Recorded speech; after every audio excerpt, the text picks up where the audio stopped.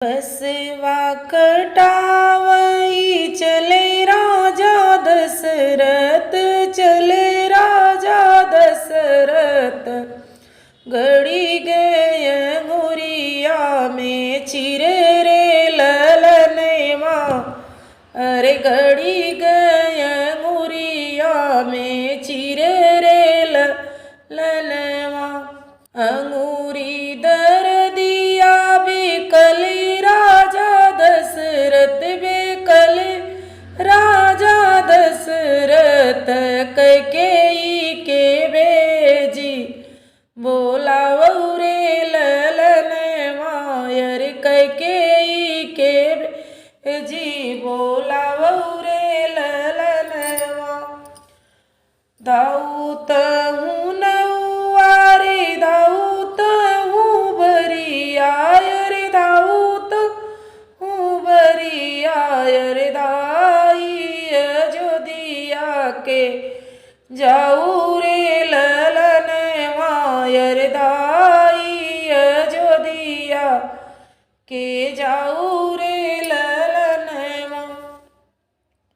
वहीं रे अयोध्या में रानी कैकेयी, अरे रानी कैकेयी, अरे वो नहीं के खबरी जनाव रे ललनवा, अरे वो नहीं के खबरी जनाव रे ललनवा।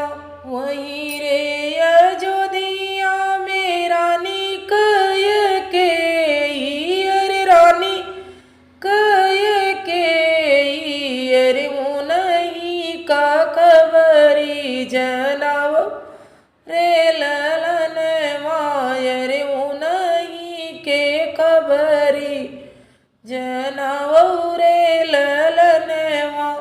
आई रानी कैकेयी पलंग चढ़ी बैठी, पलंग चढ़ी बैठी, अरे कड़ली अंगुरिया के चिरे रे ललनवा, अरे कड़ली अंगुरिया के चिरे रे ललनवा। अंगूरी कई चिरिया कड़त रानी कैकेयी, कड़त रानी कैकेयी, अरे राजा सोई सुख निद रे ललनवा, अरे राजा सोई सुख निद रे ललनवा।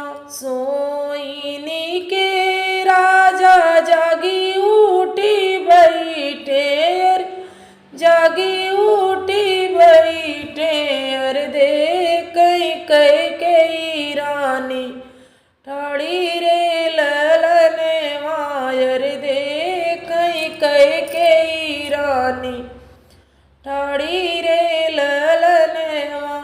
जमन मंगने तू मांगऊ मोरी रनिया, अरे मांगऊ मोरी रनिया, अरे वही मंगन हम देवई रे ललनवा, अरे वही मंगन हम देवई रे ललनवा।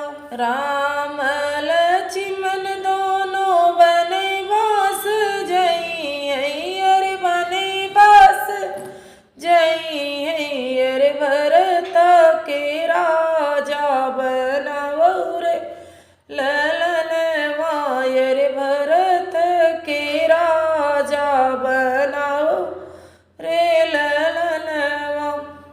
जवन मंगने तू मांग्यू मोरी रनिया, अरे मांग्यू मोरी रनिया, अरे मांग्यू करे जवानी काली रे ललनवा, अरे लियू करे जवानी काली रे ललनवा।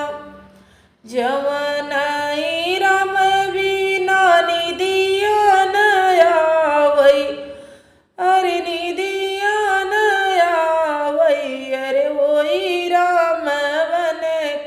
कैसे जाई रे ललने वायर हुई राम बने कैसे जाई रे ललने वसवा कटावई चलनी राजा दशरथ चलनी राजा दशरथ गड़ी गय मुरिया में चिर रे ललन वायर गड़ी गय मुरिया में चिर रे ललन वा।